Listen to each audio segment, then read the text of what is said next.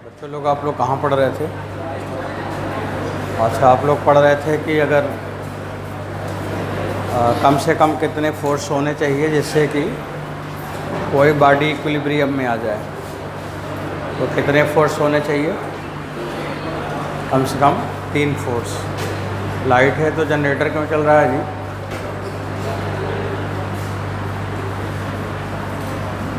अगर एक प्लेन में किसी बॉडी को इक्विलिब्रियम में रखना है तो कितने फोर्स होने चाहिए? 3 फोर्स होना चाहिए।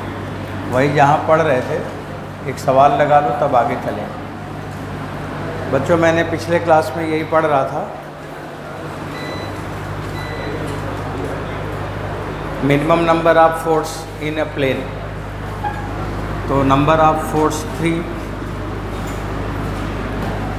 जैसे इस पॉइंट पे यहाँ पे फोर्स मैंने लगाया P, इधर लग गया Q, इधर वाला फोर्स है मान लो R, और ये वाला एंगल है अल्फ़ा, ये एंगल है बीटा, और ये एंगल है गामा। जब आप लोगों ने ट्रायंगल बनाया था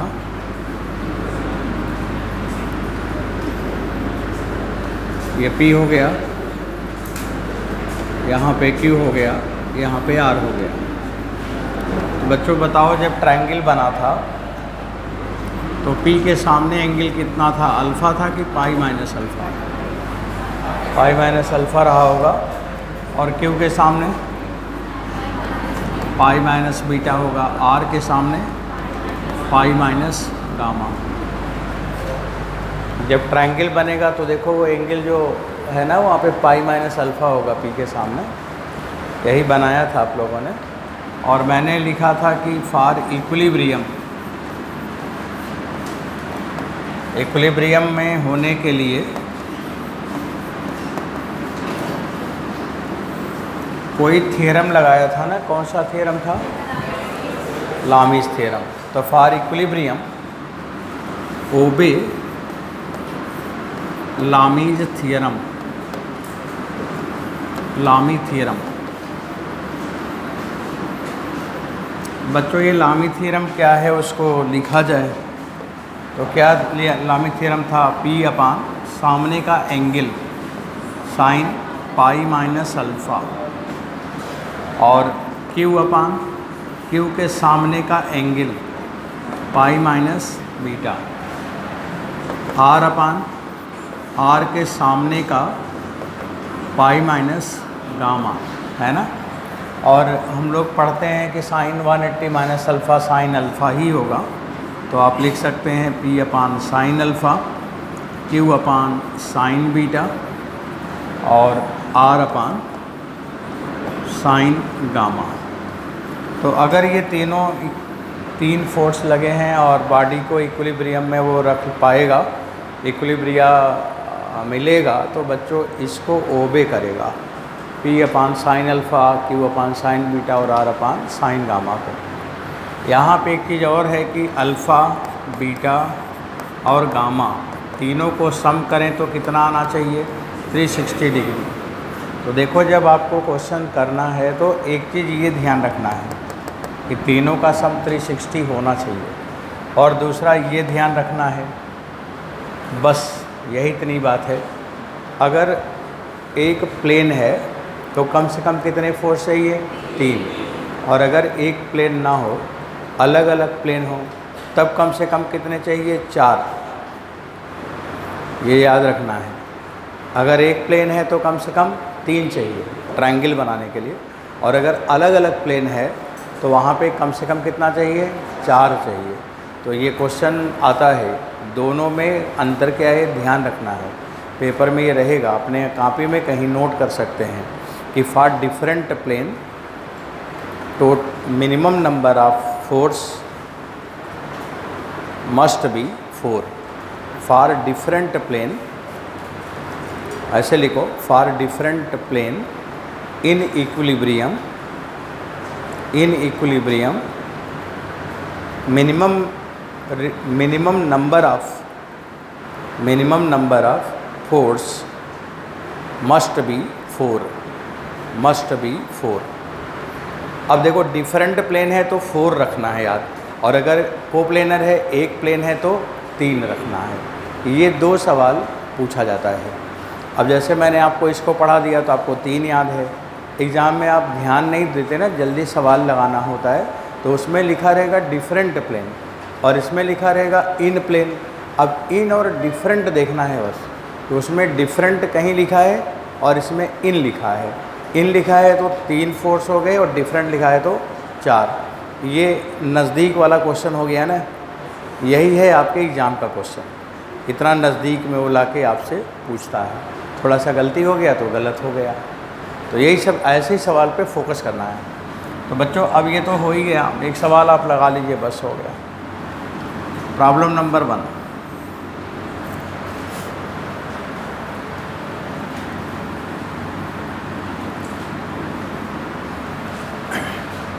पूछा जा रहा है which set are sets of 3 coplanar force, 3 coplanar force which set are sets of 3 coplanar force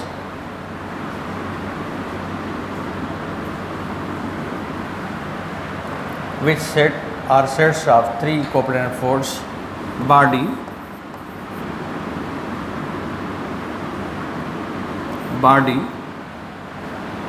do not accelerate, body do not accelerate। तो लिखा है कि state which set are sets of, रुक जाओ एक मिनट, 3 कोप्लेनर फोर्स। हाँ ठीक है बच्चों, अब आगे लिखो, सही है लिखा। Which set are sets of 3 coplanar force body do not accelerate. अब आपको यहाँ पे मैं कुछ स्टेटमेंट दे रहा हूँ, जैसे मैंने लिखा 3 newton, 4 newton, 7 newton. Option B बच्चों 1 न्यूटन, 3 न्यूटन और 5 newton. Option C 6 newton, 6 newton, 6 newton. Option D 5 newton, 9 newton और 11 न्यूटन। तो यहाँ पे लिखा है कि which set are sets of 3 coplanar force do not accelerate to the body, do not accelerate to body. आप इसी का आंसर थोड़ा सा समझ लो तो फिर देखा जाए। Do not accelerate to body. हाँ, अब बच्चों ये कैसे आप जान पाओगे? देखो डू नॉट एक्सेलरेट लिखा है ना, क्या लिखा है? पहले सवाल को हम एकदम से पहले समझते हैं। हर क्वेश्चन पे यही सोचा करो कि पहले हम सवाल को समझ लें। तो इसमें लिखा है do not accelerate. Do not accelerate का मतलब ए का मान 0, यही हुआ ना। एक्सेलरेट नहीं है, इसका मतलब एक्सेलरेशन 0 है। अब एक्सेलरेशन 0 है तो फोर्स क्या हो जाएगा? 0 हो जाएगा। अगर फोर्स 0 हो जाएगा तो क्या हो जाएगा? इक्विलिब्रियम हो जाएगा। अगर इक्विलिब्रियम होगा तो फोर्स को forces represent by closed cyclic figure, तो by triangle. Closed cyclic figure क्या बनेगा? ट्रायंगल बनेगा। तो represent by side of triangle. बच्चों ये लिखा कि सारे फोर्स को ट्रायंगल का साइड जैसा होना पड़ेगा, ट्रायंगल बनना पड़ेगा। अब ट्रायंगल बनने का नियम क्या है? इसे आप लोग जब पढ़ रहे थे क्लास 7th में, तो उसमें टीचर पढ़ाते थे कि ट्रायंगल कैसे जानोगे कि बनेगा, कैसे जानोगे कि नहीं बनेगा।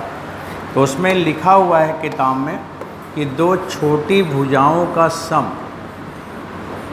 दो छोटी भुजाओं का सम तीसरी बड़ी भुजा से बड़ा होना चाहिए। क्या लिखा था कि sum of two smaller side must be greater from third larger side. Equal नहीं लिखा है, मस्ट बी ग्रेटर, बड़ा होना चाहिए। अगर ऐसा है तो ट्रायंगल बनेगा और नहीं तो ट्रायंगल नहीं बनेगा। आपको मैं 3 फोर्स दे दूं तो जब ट्रायंगल बनेगा तभी तो इक्विलिब्रियम में आएगा। 3 फोर्स तो कोई भी हो सकता है, जरूरी नहीं है ना कि ट्रायंगल बने। तो ट्रायंगल बनेगा तभी इक्विलिब्रियम में आएगा। अब ट्रायंगल बनने का ये कंडीशन है। तो फॉर ट्रायंगल अब क्या लिखा गया है कि ये भी छोटा है, ये भी छोटा है। तो बच्चों क्या लिखा है, A plus B must be greater than C. A plus B क्या होना चाहिए, सी से बड़ा होना चाहिए। अगर ऐसा है तो ट्रायंगल बनेगा, और जब ट्रायंगल बनेगा तब इक्विलिब्रियम में आएगा, और नहीं तो इक्विलिब्रियम में नहीं आएगा। इक्विलिब्रियम या फॉर ए बराबर 0। तो बच्चों ट्रायंगल बनने का, इक्विलिब्रियम में आने का, ए बराबर 0 होने का ये कंडीशन है। इसके हिसाब से आप देखो, अब यहाँ पे दो छोटी भुजाओं का सम तीसरी बड़ी से बड़ा तो है नहीं, वो तो बराबर हो गया। तो बराबर हो गया तो ये आपका ट्रायंगल नहीं बनाएगा, आप उसे छोड़ दीजिए, वो ट्रायंगल नहीं बनाएगा। क्योंकि हमें ट्रायंगल अगर बनाना है तो ट्रायंगल नहीं बनेगा, पर वो इक्विलिब्रियम में रख सकता है। ऐसे रख सकता है कि इधर की तरफ हमने 7 न्यूटन लगा दी, इधर की तरफ हमने 3 न्यूटन लगा दी, इधर की तरफ हमने 4 न्यूटन लगा दी, तो 7 न्यूटन इधर भी हो गया और 7 न्यूटन उधर भी हो गया। है तो 3 ही फोर्स, लेकिन वो ट्रायंगल नहीं बनाएगा पर इक्विलिब्रियम में रखेगा, पर इस कंडीशन में। समझ आ रहा? तो ये ट्रायंगल नहीं बनाएगा लेकिन क्या करेगा, इक्विलिब्रियम में रखेगा इस कंडीशन में। अगर हम ऐसे बना दें कि 7 न्यूटन इधर लगा दिया, 3 न्यूटन इधर लगा दिया, 4 न्यूटन इधर लगा दिया, तब इक्विलिब्रियम में नहीं होगा, और अगर एंटी पैरेलल लगा दिया तो इक्विलिब्रियम में होगा। तो फिर ये बच्चों ये 3 फोर्स का नहीं प्रॉब्लम है, तब ये 2 फोर्स का प्रॉब्लम हो गया। क्यों? क्योंकि दोनों एक ही तरफ है ना, तो सम होके 1 हो जाएगा, 2 नहीं क्या हो जाएगा, 1 हो जाएगा। इसका मतलब ये 3 फोर्स के बजाय 2 फोर्स हो जाएगा। समझ आ रहा? तो वो कंडीशनल है कि अगर हम इस तरह से होगा तब तो इक्विलिब्रियम में रखेंगे, और ऐसा होगा तो इक्विलिब्रियम में नहीं होगा। तो उसके आंसर में क्या आएगा, मे बी। क्या आएगा, मे बी। क्योंकि क्वेश्चन में यहाँ पे ऐसा कोई स्टेटमेंट मैंने नहीं लिखा है कि वो तीनों फोर्स कैसे हैं। हमने तो नहीं लिखा ना कि डिफरेंट एंगल पर है, लिखा है? नहीं लिखा है। तो जब डिफरेंट एंगल पे नहीं लिखा, डिफरेंट भी नहीं लिखा, तो ये वाला ऑप्शन आपका क्या होगा, मे बी। ये कंडीशन में है बच्चों, ये सवाल कंडीशनल है, यहाँ पे मे बी लिखा जाएगा। अब इसको आप देखिए, सम ऑफ टू स्मॉलर साइड 4 5 से छोटा हो गया, जबकि बड़ा होना चाहिए, इसलिए ये इक्विलिब्रियम में नहीं है। तो मैंने क्या लिखा है कि जो इक्विलिब्रियम में ला सके वो बताना है। तो ये तो नहीं लाएगा ना। अब हम यहाँ पे लिखेंगे, अगर यहाँ बगल में लिखें तो बच्चों यहाँ पे ए का मान क्या होगा, नॉन जीरो। ये लाइन समझ आ रही है? असलेशन आएगा ना यहाँ। अच्छा इसको बताओ, ये तो ट्रायंगल इक्विलैटरल बन ही रहा है, और वैसे भी सम करोगे तो 12 6 से बड़ा हो ही गया। तो बच्चों यहाँ पर क्या होगा, ए बराबर 0। ये असल रेट डू नॉट असल रेट हो गया। इसको देखो, सम ऑफ टू स्मॉलर साइड 14, वो भी 11 से बड़ा है। तो यहाँ पर भी क्या हो गया, ए बराबर 0। तो इस ऑप्शन में, 4 ऑप्शन में लास्ट वाला बोल रहा है कि एक्सेलरेशन नहीं होगा, इक्विलिब्रियम में होगा। सी बोल रहा है कि इक्विलिब्रियम में होगा। बी बोल रहा है कि इक्विलिब्रियम में नहीं होगा। ए के लिए बोला गया है कि हो भी सकता है और नहीं भी हो सकता। क्यों? क्वेश्चन में इंफॉर्मेशन नहीं है, क्वेश्चन में वो इंफॉर्मेशन नहीं है कि किस तरह का फोर्स है, इसलिए हमें डाउट आ गया कि दोनों हो सकता है। समझ आ गया? तो बच्चों ये सवाल आपका कंप्लीट हो गया। अभी क्वेश्चन दूसरा लिखो आप।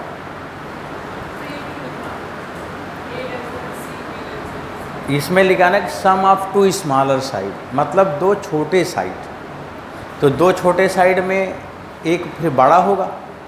क्या बोला गया कि दो छोटे साइड का सम तीसरे बड़े से, तो तीसरे को क्या बोल रहा, बड़ा।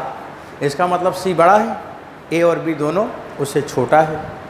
तो अगर ये दो छोटे वाले जो मिल गए, उससे पहले तो तीनों में ढूंढो कि दो कौन छोटे हैं। जो दो छोटे मिल जाए तो उसको जोड़ दो, और वो तीसरे से बड़ा हो जाए तो इक्विलिब्रियम हो गया। अब 6 6 6 में तीनों बराबर है ना, तब उसमें जब तीनों बराबर है तो कोई दो ले लो, 6 और 6 छोटा ही मान लो से। तो अब वैसे भी जब तीनों बराबर है तो इक्विलैटरल ट्रायंगल तो बन ही गया। और नहीं भी, अब इसमें छोटा नहीं है तो फिर हम क्या करेंगे, किसी दो को तो लेना पड़ेगा ना। तो 6 6 को लेके 12 करा तो तब भी बड़ा हो गया। समझ आया? तो ये थियरम के हिसाब से लिखा गया था।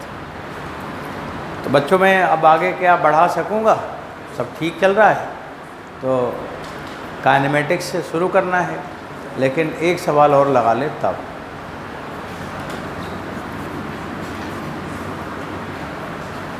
लिखा है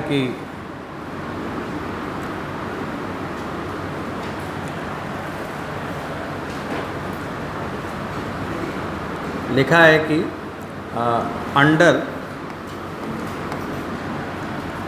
3 force, 3 coplanar force, 3 different coplanar force,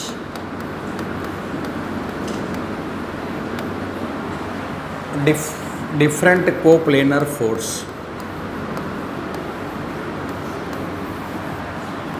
P Q R 1√2 1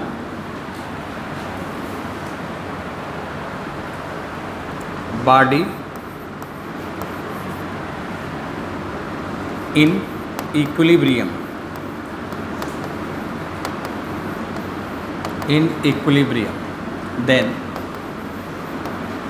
then find force between P and Q, then find angle between force, then find, बच्चों एंगल पूछो आपको, then find angle between force P and Q, between force Q and R, third number, between force R and P।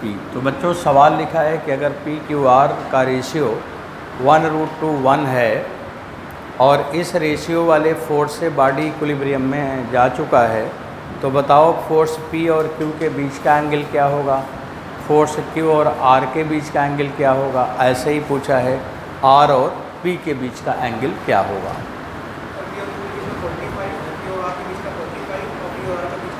देखो उन्होंने निकाला है 45, 45 और 90।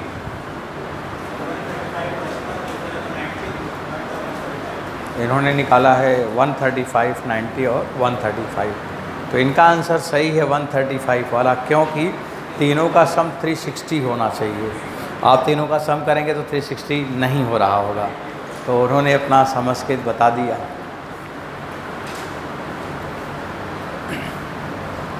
बच्चों लोग अब इस सवाल को देखो, मैं लगाने जा रहा हूँ। आप हमें फार्मूला सब लोग बताएं, इक्विलिब्रियम में रहने के लिए क्या होना चाहिए। तो आपको क्या कॉन्सेप्ट पता है, लामी थ्योरम को सेटिस्फाई करना चाहिए। लामी थ्योरम क्या है, P अपान साइन अल्फ़ा बराबर Q upon sine beta equal to R upon sine gamma.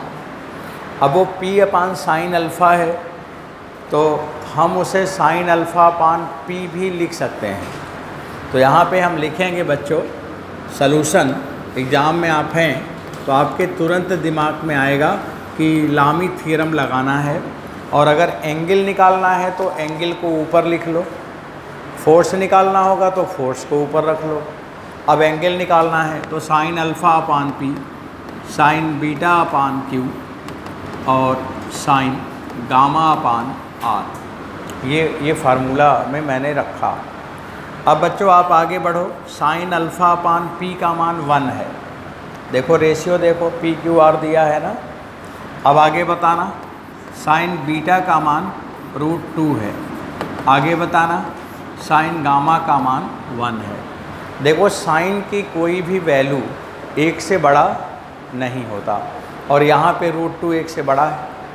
तो हमें क्या करना पड़ेगा कि 1 से बड़ा नहीं होता और √2 1 से बड़ा है, तो हम √2 को हटाएंगे। तो मैंने क्या किया, 1/√2 यहाँ लिख दिया, और √2 से डिवाइड करोगे तो यहाँ 1 हो जाएगा। और बच्चों साइन गामा लिखोगे तो ये भी 1/√2 हो जाएगा। ये लाइन समझ आई? समझ आ गया?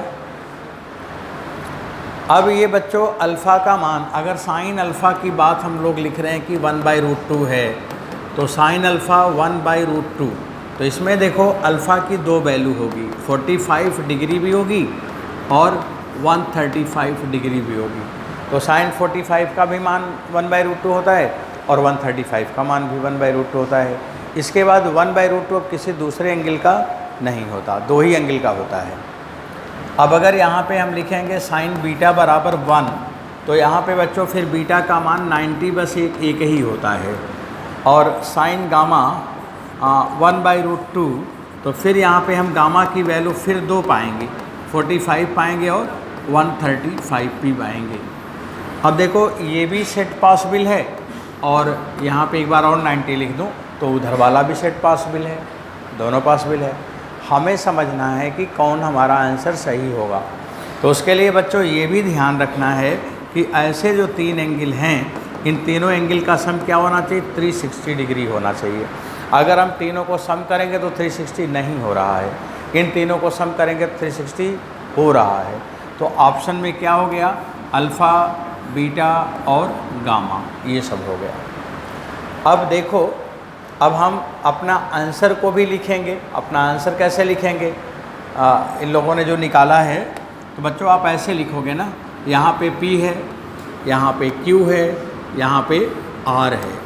तो क्वेश्चन क्या है कि P के लिए अल्फ़ा होता है, तो यहाँ पे 135 है, और Q के लिए बच्चों बीटा होता है, तो यहाँ पे 90 है। R के लिए गामा होता है, तो यहाँ पे 135 है। तो मैंने कहा था कि P और Q के बीच एंगल क्या है, 135। इसके बाद फिर क्या लिखा था, Q और R, तो Q और R के बीच में भी 135, सही है। और R और P के बीच में क्या है, 90। पता चला, आप वैल्यू निकाल ली, इसके बीच का एंगल सही नहीं बता पाए, वो भी गलत हो गया। तो ये चित्र बनाया, तब मैंने जान पाया कि P के सामने 135 है तो Q और R के बीच का एंगल है, और Q के सामने 90 है तो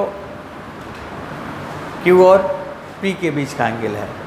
R के सामने 135 है तो P और Q के बीच 135, और R और P के बीच 90 होगा। तो बच्चों ये जो लिखा है ना, अब उसको देख लो आप, किसके किसके बीच का एंगल क्या क्या है। तो P Q के बीच 135, Q R के बीच 135 और R और P के बीच 90। आप लोग पूरे क्लास के लोग बताओ कि सब ठीक है, समझ आया? तो बच्चों ये एक सवाल आपके पेपर में आता है, अक्सर आता है, तो इसलिए इसका कोई जगह नहीं है, इसका यही जगह हम समझे कि यहीं पढ़ा दो, क्योंकि न्यूटन्स लॉ में हम न्यूटन्स लॉ की बात करेंगे, तो ये यहीं पे इसको एक्सप्लेन करना होता है जहाँ भी आपने कर लिया। अब आप लोगों का ये टॉपिक ख़त्म हो गया। अब आप लोगों के यहाँ क्लास में 3 चैप्टर समाप्त हो गया है। एक हो गया है एरर, दूसरा हो गया है डायमेंशन, और तीसरा अभी ख़त्म हो गया वेक्टर। 3 chapter finish. अब 3 चैप्टर आपको अच्छे से आए। वेक्टर का असाइनमेंट लेके अपने अपने बैग में रखे हो, नहीं तो तकिया बना के सो रहे होगे, उसके सवाल लगा लिया। और वो वेक्टर जो असाइनमेंट्स हैं उसे ज़रूर लगाएं, एकदम से अच्छे से लगाएं उसको, कोई छोड़े ना बच्चों। कुछ अच्छा करना है तो स्मार्ट हो के काम करो। स्मार्टनेस यही है कि टीचर के हिसाब से अपने को एडजस्ट किए रहो, बस आपको कुछ और नहीं करना है।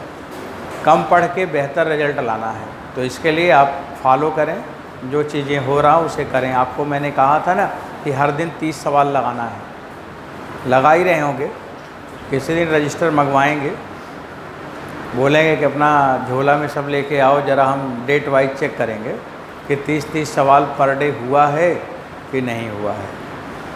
तो उसे आप इग्नोर नहीं करेंगे, नहीं तो फिर मुश्किल में फिर फंसेंगे। और अभी से पढ़ते रहेंगे तो मुश्किल नहीं आएगी, मुस्कराते हुए जाएंगे और सारे लोग आपको फॉलो करेंगे और लोग आपके रास्ते पे चलना शुरू करेंगे। तो बच्चों बिल्कुल इजी वे में पढ़ो, अभी कम पढ़ोगे, आपको कंफर्ट रहेगा, अच्छा लगेगा। आइए मैं अब आपके अगले चैप्टर की तरफ चलता हूँ और वो है हमारा नया चैप्टर और ये है मोशन। अब बच्चों ये चैप्टर का नाम मोशन हो गया। अब हम पहले ये समझ लें कि मोशन कैसे जानेंगे, मोशन को कैसे पता लगाओगे, किसी बॉडी में मोशन है ये जानने का कोई तरीका है कि नहीं? क्या तरीका है? हाँ, उसका एक ही तरीका है कि समय के साथ पोजीशन बदल जाए। अगर समय के साथ पोजीशन बदल गया तो फिर हम समझ लेंगे कि मोशन है। तो यहाँ पे मैं लिखूँगा पोजीशन, मैथ की भाषा में लिखूँगा तो ये लिखूँगा कि पोजीशन शुड बी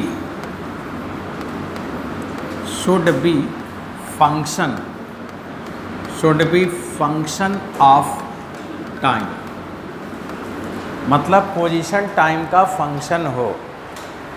तो हम ये कहेंगे कि पोजीशन बदल रहा हो। फंक्शन का मतलब क्या हो बच्चों? पोजीशन बदल रहा हो, position vary with time, position vary with time. अब पोजीशन बदलना चाहिए। अब पोजीशन की बात हो कि ये पोजीशन क्या है, तो देखो पोजीशन यहाँ पे दो तरह का है, दो तरह की बातें हैं। फोर्स मोशन का दो ही कारण है, या तो आप फोर्स लगाओगे या तो टार्क लगाओगे। तीसरा और कुछ है क्या? फोर्स और टार्क के अलावा कुछ जानते हो तो बताएं। और कुछ नहीं होता ना। फोर्स लगेगा तो लीनियर मोशन होगा और टार्क लगेगा तो एंगुलर मोशन होगा। तो यहाँ पे दो कारण है, दो तरह का मोशन है। तो पोजीशन में बच्चों यहाँ पे एक हमने लिखा है कि एस फंक्शन ऑफ टाइम।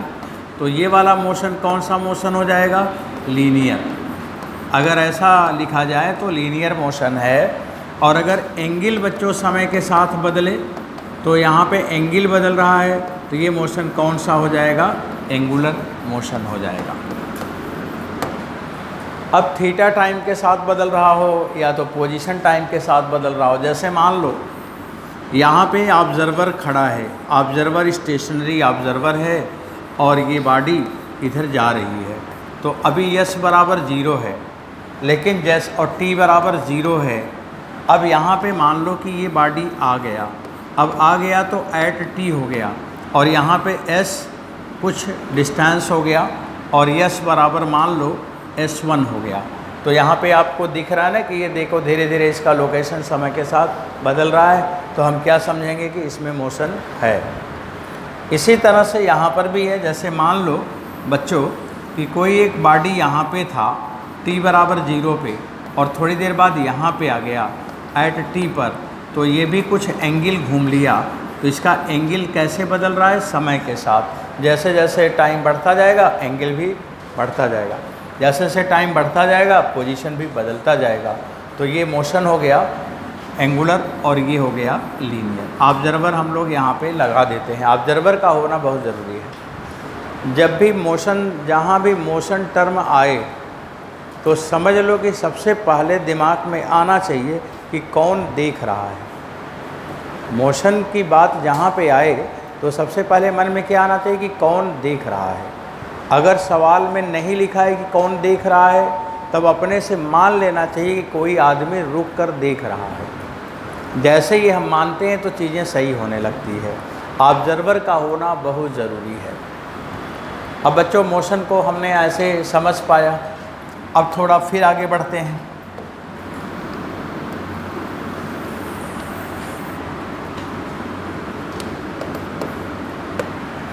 अब फिर अगला स्टेटमेंट लेते हैं। अब हमें मोशन को पढ़ना है। दोबारा से मोशन लिखा, अब पढ़ने के लिए सोच रहा हूँ। अभी तो हमने जाना कैसे समझेंगे कि मोशन है।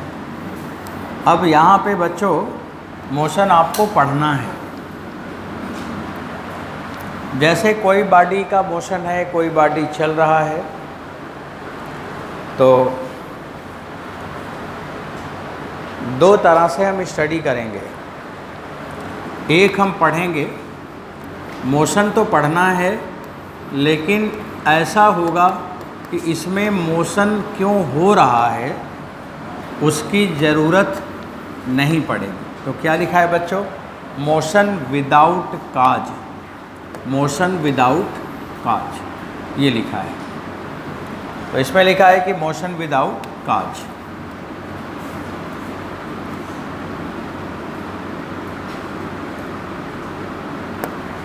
ये मोशन विदाउट काज एग्जाम्पल दिखाते हैं आपको। जैसे मान लो कि ये कोई कार है और ये इधर चली जा रही है।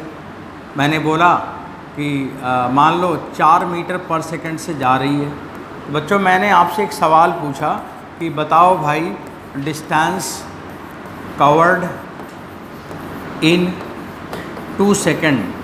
तो अब बताओ कि ये 2 सेकंड में कितना दूरी चलेगा, ये क्वेश्चन है। तो बताओ सलूशन क्या होगा? डिस्टेंस बराबर क्या लिखोगे? स्पीड इनटू टाइम बराबर 4 इंटू 2 8 मीटर। ये आंसर आ गया। अब बताइए आपका सवाल लग गया कि नहीं? नहीं लगा? लग गया। क्या आपको ज़रूरत पड़ी कि कार डीजल वाली है, कि कार पेट्रोल से चल रही है, कि कार सीएनजी से चल रही है, कि कार को लोग धक्के लगा के चला रहे हैं, कि कार को बैलगाड़ी खींच रही है? कोई ज़रूरत पड़ा? तो ये वाला जो कॉन्सेप्ट है जिसमें हम मोशन पढ़ लें, जान लें, लेकिन कारण की ज़रूरत ना पड़े। कहाँ से आया, कैसे हुआ, इसकी ज़रूरत ना पड़े। खीरा कटवा के खा लेते हो दुकान पर, क्या पूछते हो कि भाई किस किसान के खेत का है? नहीं, कोई नहीं पूछता। तो इसका मतलब कहाँ से आया हमें उससे मतलब नहीं है, हमें मिल गया बस इससे मतलब है। आया कहाँ से आया होगा, उस ब्रांच को, फिजिक्स के इस ब्रांच को जिसमें अकारण, अकारण समझते हो क्या है अकारण? अकारण माने बिना कारण मोशन समझ पाएँ, तो उसे हम क्या कहते हैं? काइनेमेटिक्स। तो बच्चों ये फिजिक्स की ब्रांच जिसमें आप पढ़ोगे, मोशन पढ़ोगे, लेकिन कारण की ज़रूरत नहीं पड़ेगी, उसे हम कहते हैं काइनेमेटिक्स। ये काइनेमेटिक्स है।